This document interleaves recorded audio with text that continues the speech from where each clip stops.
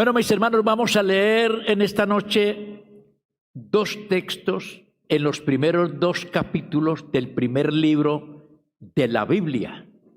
El primero es Génesis 1:27 y el segundo es Génesis 2:7. Dice de la siguiente manera: y creó Dios al hombre, a su imagen, a imagen de Dios lo creó, varón y hembra los creó. Y 2:7. Entonces Jehová Dios formó al hombre del polvo de la tierra y sopló en su nariz aliento de vida, y fue el hombre un ser viviente. Amén. El tema dentro de este programa que he traído, la familia de hoy con los principios de ayer, la tercera parte que estamos entregando esta noche. El subtema es: ¿quién tiene la autoridad? Como que dice, aquí, ¿quién es el que manda? Y he leído estos dos textos porque hay tres cosas en las cuales debemos pensar. En la enseñanza anterior se dijo que a la pareja se le dio los mismos derechos de gobierno para que todo lo que había Dios creado, ellos lo administraran, los dos. No se dijo que el uno era mayor que el otro, sino que los dos administraran, procrearan y gobernaran, se enseñorearan de lo creado. Pero también dijimos que el hombre perdió esa autoridad o ese señorío. Hombre y mujer perdieron esa autoridad, ese señorío, porque ellos le entregaron esto al diablo. Se lo entregaron a Satanás. Entonces ellos pasaron de ser señores a esclavos. Esa es la situación. Entonces,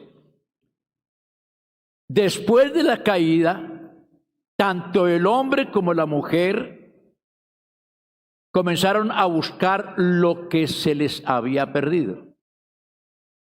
El hombre tomó la ventaja y se enseñoreó de la mujer. Esa ventaja está escrita en lo que vimos en el capítulo 3, que por causa de la desobediencia, Dios le dijo a la mujer que ella sufriría en gran manera al tener los partos, al dar luz a sus hijos, que su deseo sería para su marido y que él se enseñorearía de ella. Él se enseñoreará de ti.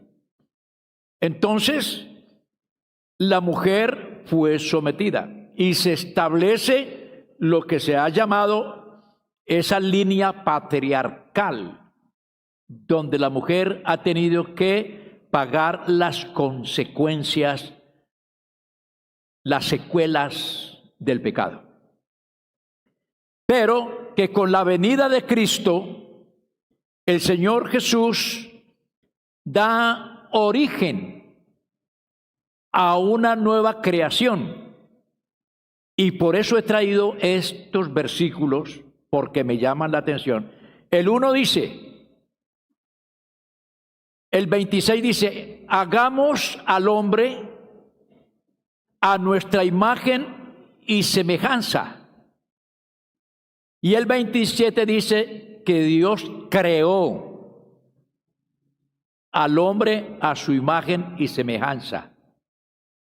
Pero el capítulo 2 y el verso 7 no dice que creó, sino que formó.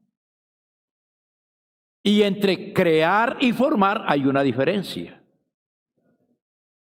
Porque crear es traer a la existencia algo que no existe. Así de sencillo, así de simple. Entonces, Dios creó, es decir, trajo a la existencia algo que no existía. Si hablamos de la imagen, en ese momento, recordemos bien lo que la Escritura dice: Dios es espíritu. Y si Dios es espíritu, no tiene forma. Entonces, si fue hecho a la imagen, no era la estructura física la que estaba haciendo. Estaba trayendo a la existencia el ser, que más tarde habría de existir dentro de un cuerpo, y por eso cuando llegamos al 2:7 encontramos que Dios formó. Formar es otra cosa, porque es tomar algo y darle una figura. Por eso dice, tomó Dios del polvo de la tierra, y del polvo de la tierra, es decir, ya la materia prima existía, por eso no lo creó, sino que lo formó. Le dio forma, apariencia de un hombre, y luego lo que ya existía, sopló en él, depositó en él el espíritu de vida, y fue el hombre un alma viviente.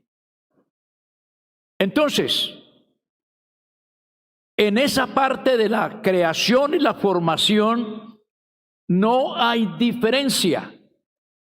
El hombre fue hecho a la imagen de Dios y la mujer fue hecha a la imagen del hombre. Al hombre se le dio soplo de vida, a la mujer no. Porque el hombre salió de las manos de Dios, pero la mujer salió del costado del hombre. Es decir, fue tomada del varón. Por lo tanto, ya traía. Por eso Adán dijo, esta será llamada varona porque fue tomada del varón. Por lo tanto, dejará al hombre a su padre y a su madre, y los dos serán una sola carne, una unidad. Allí Dios no está estableciendo en el principio, no está estableciendo una jerarquía, no está diciendo quién es mayor, si la mujer o el hombre, porque igual son creación de Dios, son criaturas de Dios, tienen el mismo espíritu, es decir, es igual. La diferencia, repito, más tarde lo hace el pecado. Ahora, ¿qué es la autoridad?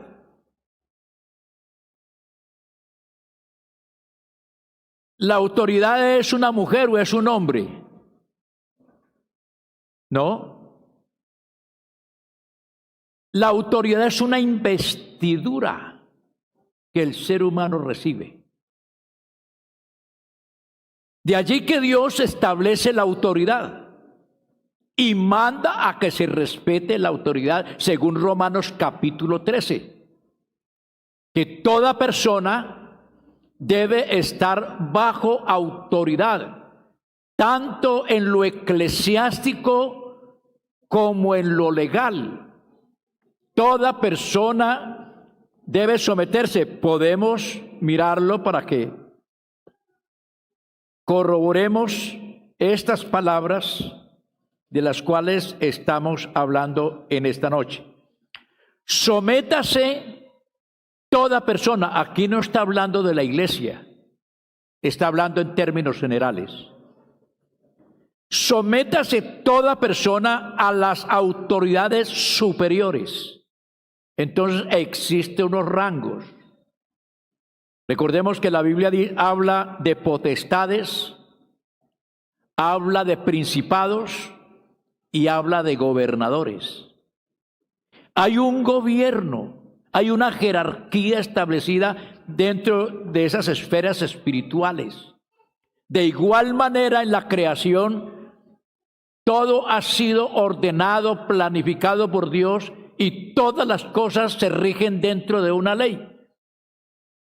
Y para que nosotros podamos vivir en sociedad como seres humanos, entonces Dios también somete todas las cosas bajo autoridad. Y por eso dice, sométase toda persona a la autoridad, a las autoridades superiores, porque no hay autoridad sino de parte de Dios, y las que hay por Dios han sido establecidas. De manera que quien resiste a la ley, a Dios resiste. Entonces, en la familia, porque aquí el tema central es qué pasa en la familia.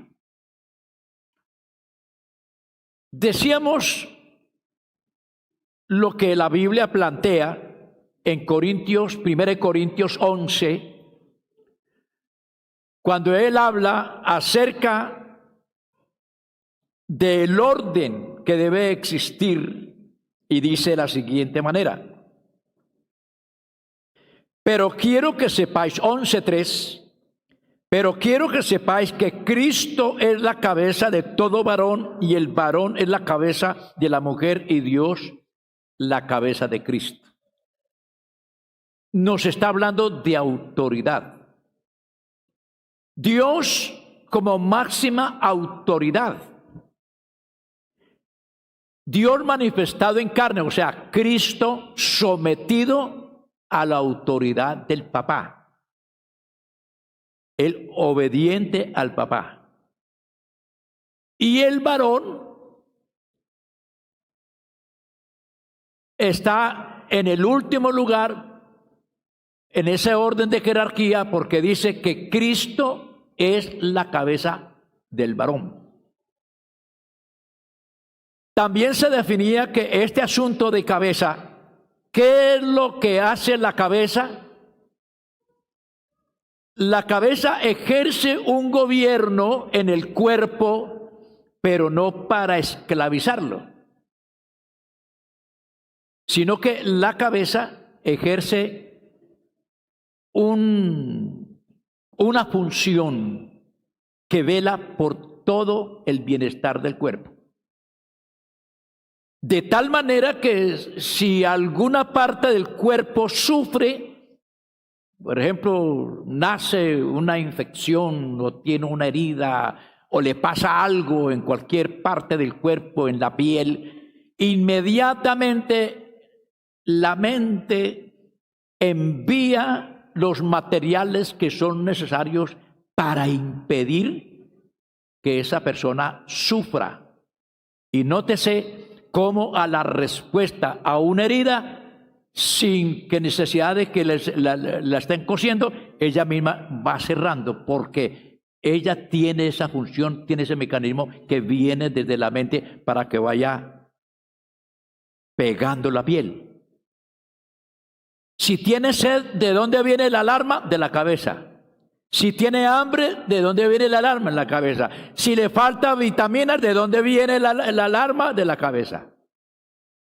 Es decir, la cabeza vela por el bienestar del cuerpo. Y eso es precisamente lo que Dios nos quiere decir, porque la cabeza es la fuente.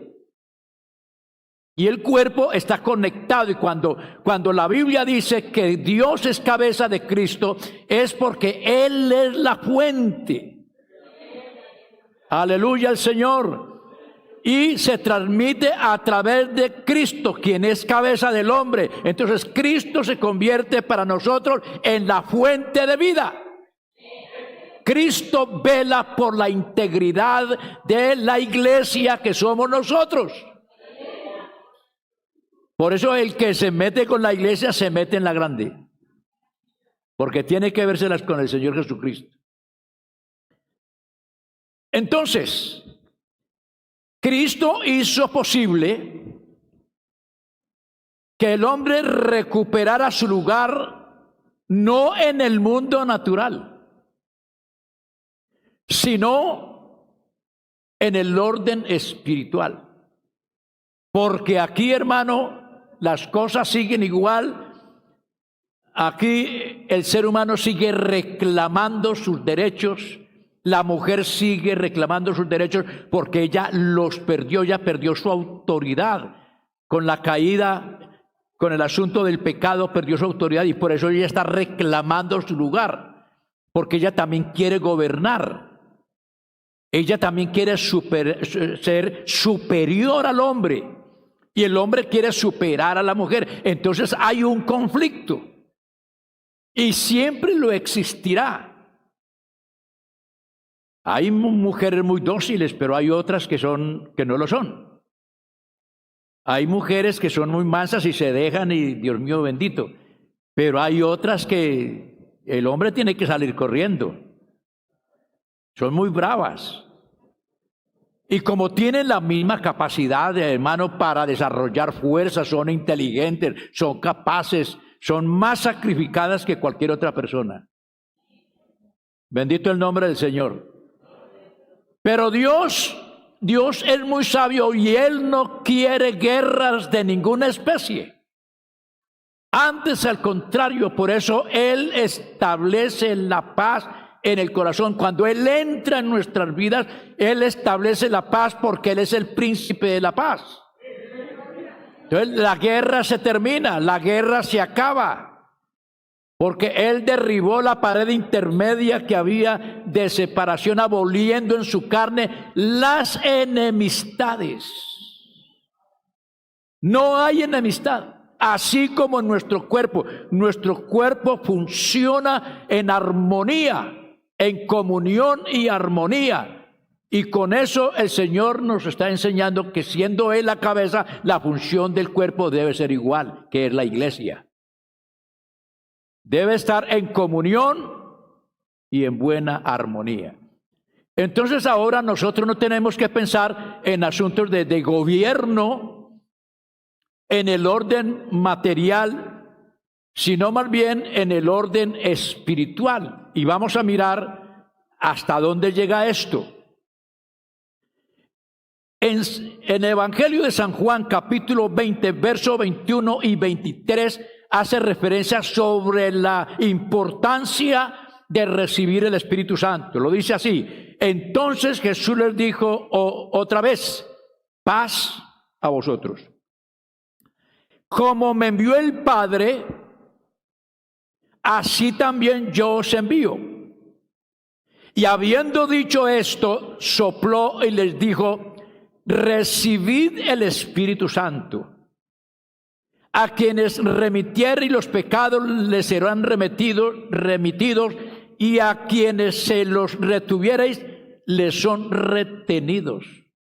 Les dio una autoridad, pero primero sopló sobre ellos y les dio el Espíritu Santo. Ahora, si nos vamos a los hechos, ¿qué es lo que el Señor le dice? Y recibiréis poder. ¿Qué es eso? Autoridad.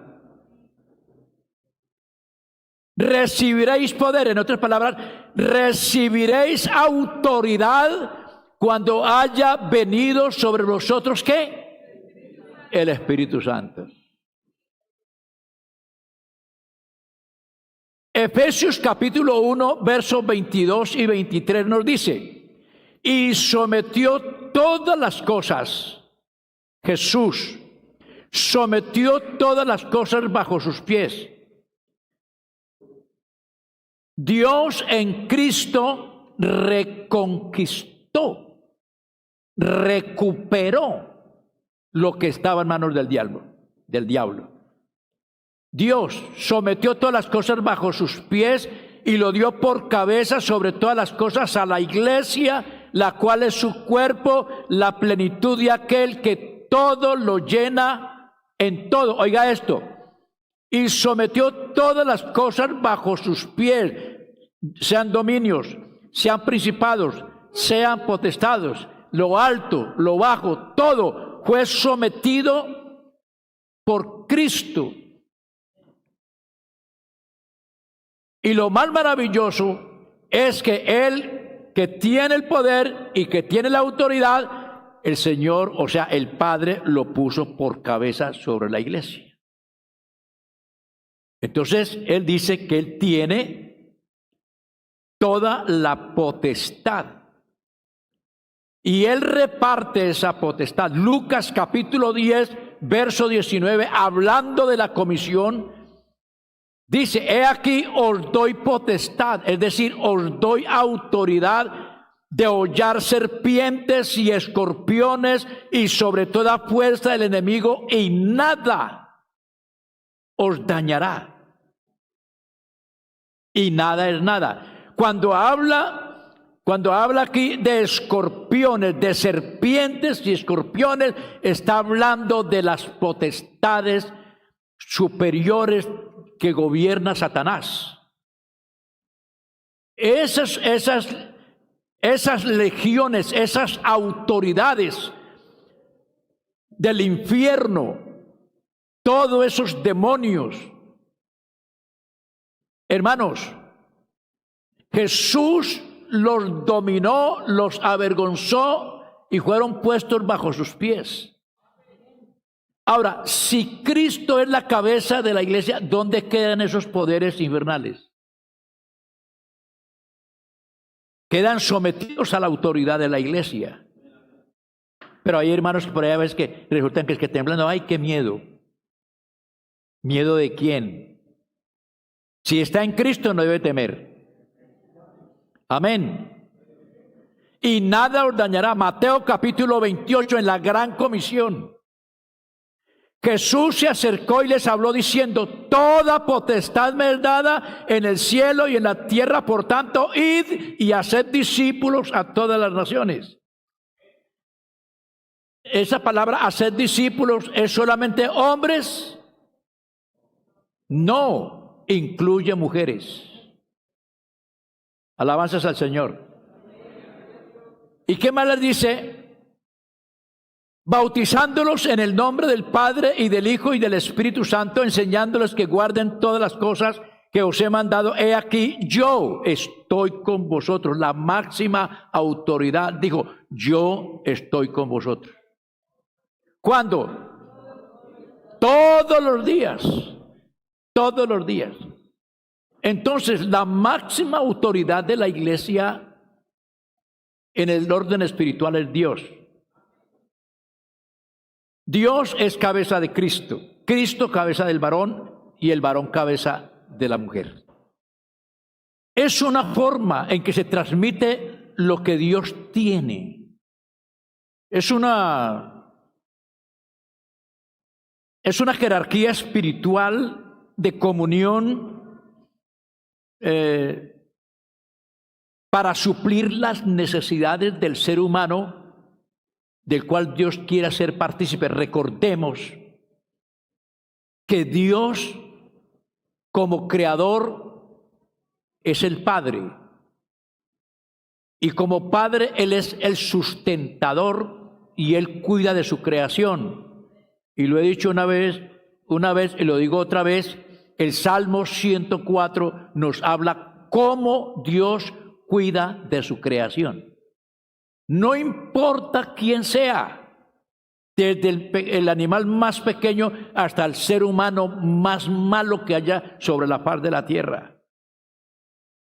Dios proporciona el oxígeno para todos, buenos o malos. Dios hace producir la tierra para todos, hace caer la lluvia para todos.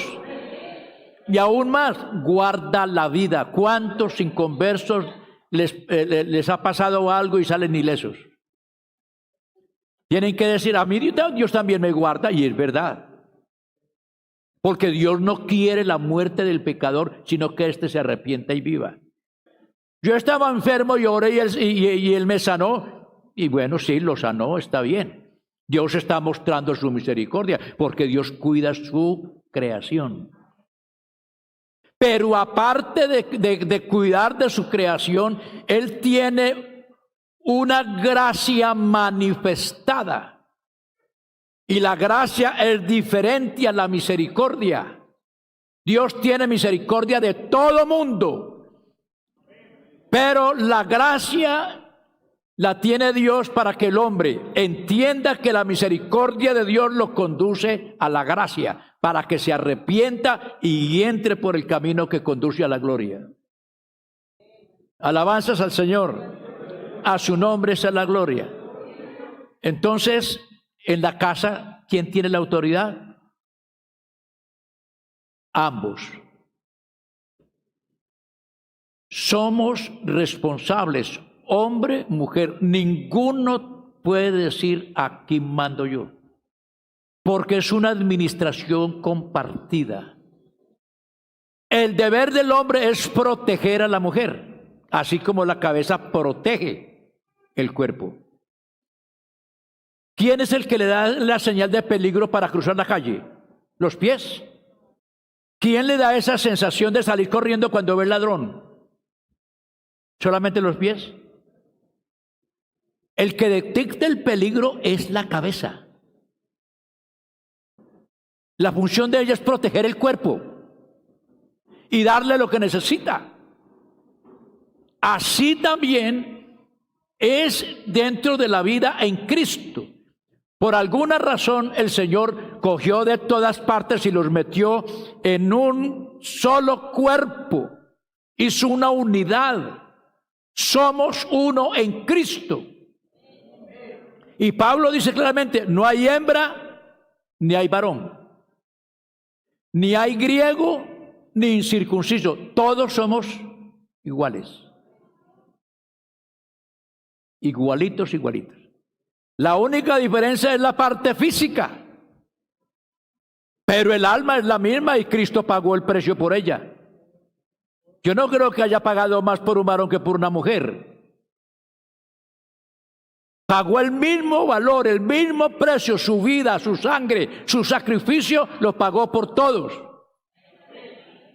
Porque para Dios no existe el asunto diferencia entre hombre o mujer. Para Él todas las almas son mías. El alma del Padre, el alma del Hijo es mía y el alma que peca, esa se muere. Si tenemos esa autoridad, ¿cómo la vamos a administrar? Porque, hermano, tenemos una autoridad que empieza arriba en el cielo y termina aquí en la tierra. Una autoridad delegada, una investidura. Usted como padre y como madre tiene una investidura y esa investidura viene precisamente por el bautismo del Espíritu Santo. Vea qué tan importante es el bautismo del Espíritu Santo. Recibiréis poder, o sea, autoridad, y luego me seréis testigos. Vamos a mirar algo bien bonito que siquiera con unos 5 minutos más o 10. El asunto de la autoridad simbólicamente, porque ya vamos a llegar a la palabra a ver qué vamos a hacer con estos hijos. ¿Qué significa la vara y el bastón en la Biblia? En los proverbios se indica a menudo la vara para castigar al hijo díscolo y al insensato. En el Nuevo Testamento se dice del criado infiel que será apaleado en proporción a su culpabilidad y recibirá golpes de vara. Por otra parte, en la Biblia, una vara es un palo largo y delgado o un ramo delgado, largo, limpio de hojas y liso. A menudo se usa la vara como símbolo de autoridad. Por ejemplo, la vara que lleva el alcalde o el bastón que lleva el teniente. Ciertos personajes dentro de la autoridad llevan lo que se llama el cetro. El cetro lo tienen los reyes. Moisés tenía una vara y esa vara era señal de autoridad. Y esa vara se le llamó la vara de Dios. Y con esa vara hacía milagros, pero también aplicaba juicio. Dale un golpe a la tierra y va a producir piojos. Toca con la vara las aguas y se convertirán en sangre, pero también trajo justicia. Alabado sea el nombre del Señor. En Proverbios capítulo 23, verso 13 al 14 dice, no rehuses corregir al muchacho, porque si lo castigas con vara, no morirá. Lo castigarás con vara y librarás su alma de la muerte. Librarás su alma de la muerte, es decir, lo libra de la condenación.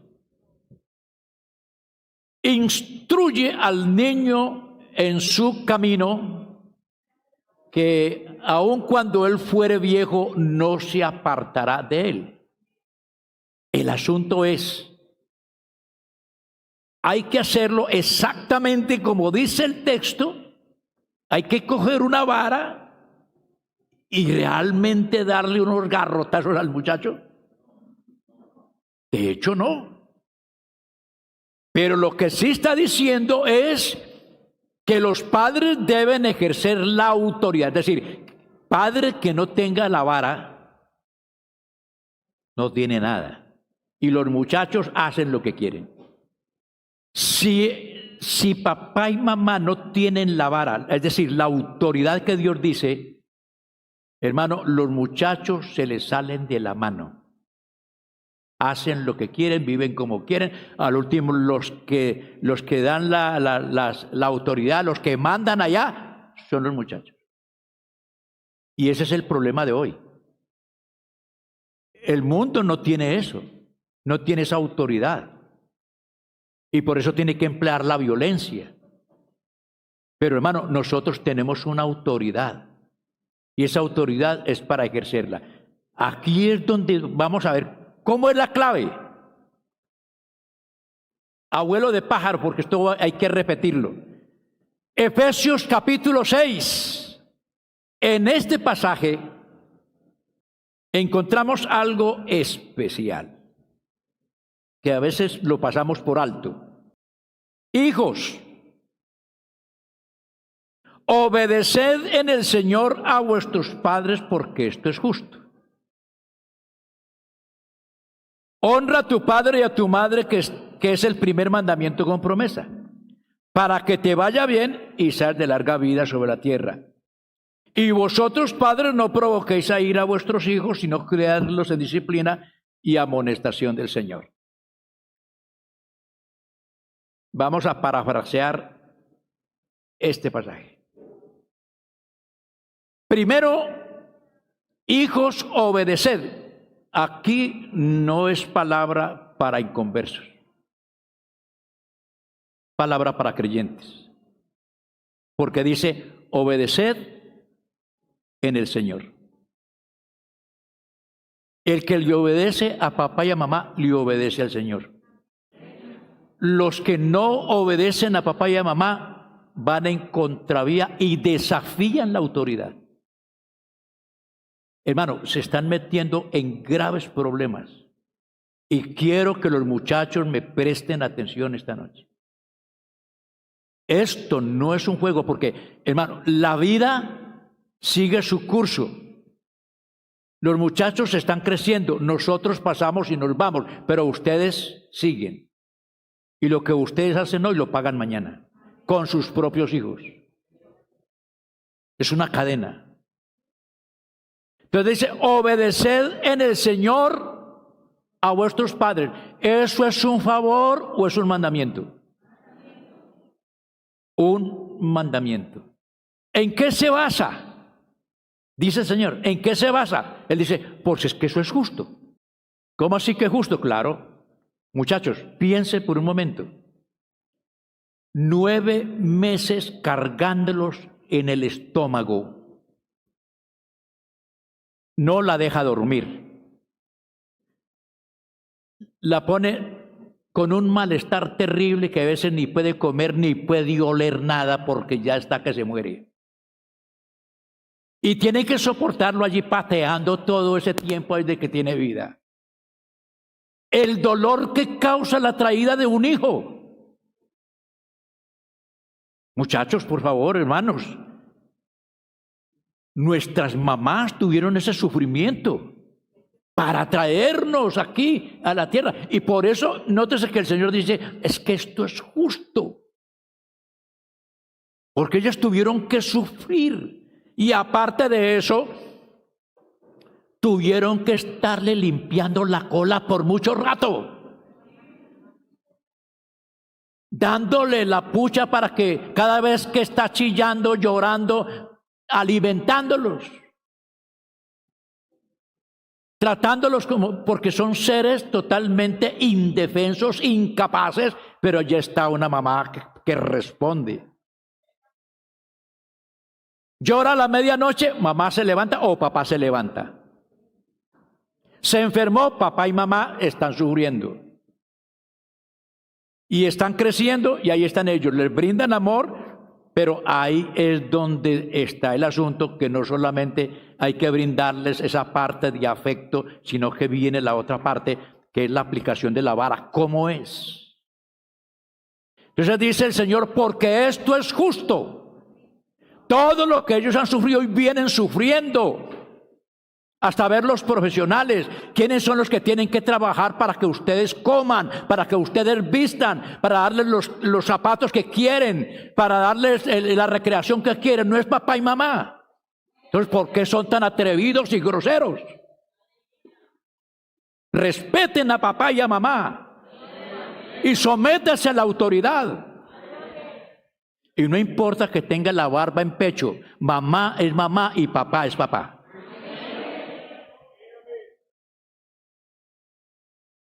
Es justo. Alguien dijo, ¿cómo es posible que papá y mamá criaron 10 hijos y 10 hijos no son capaces de ver por papá y mamá? Increíble. Entonces hay que aplicar la justicia. Pero hay algo más. Honra a tu padre y a tu madre. Dígame, ¿cómo definimos esto de honrar a papá y a mamá? Respetarlos y qué más. ¿Qué pasa con el muchacho cuando allá en el colegio pone berrinche, pelea con el uno, pelea con el otro, es vulgar en unas cosas, vulgar en el otro, es decir, no se lo aguantan, ya lo van a correr? ¿Qué está haciendo? Está deshonrando a papá y a mamá. Los está poniendo por el suelo.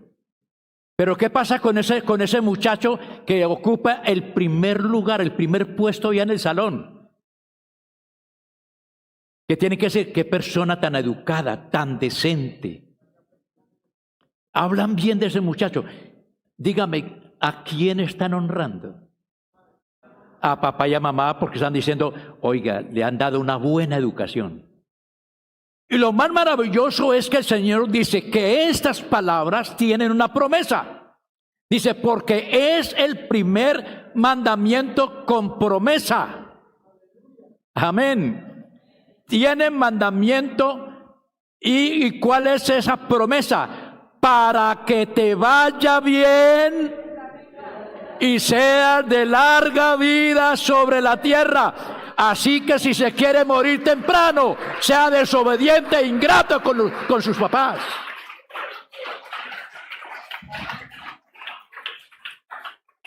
Vea, muchachas, si ustedes quieren recibir madera, la que no se han ganado hasta ahora, manéjense mal con los papás y lo van a recibir más tarde.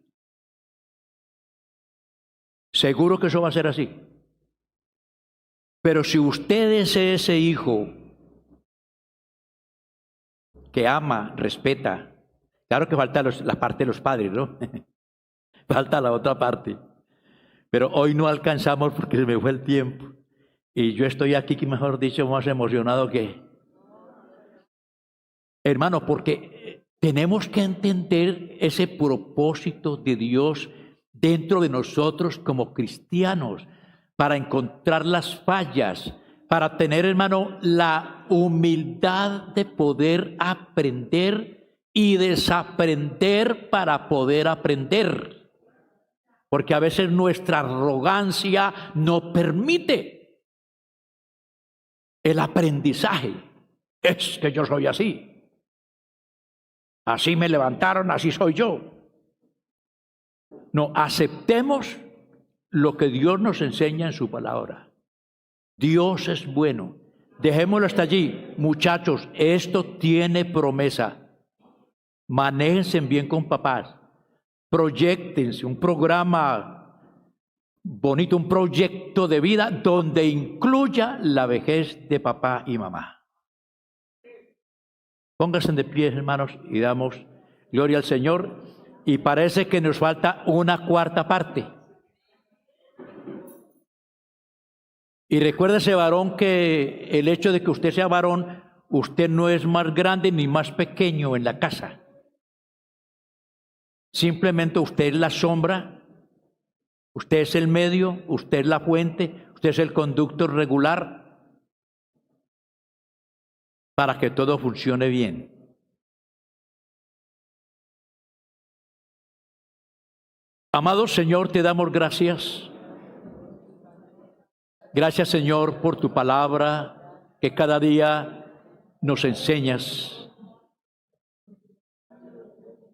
Nos revelas, Señor, tus propósitos eternos. Te rogamos, Señor, que cada día nos ayudes para entender ese plan maravilloso de vida, para que vivamos quieta y reposadamente, para que podamos disfrutar de esa paz maravillosa que a través de Cristo, Señor, nos ha sido dada. Bendice cada familia, bendice cada hogar, bendice nuestros hijos, ayúdalos, y que todos podamos entender cuál es el propósito tuyo en nuestra vida. En el nombre del Señor Jesús. Amén. Dios les bendiga, hermanos.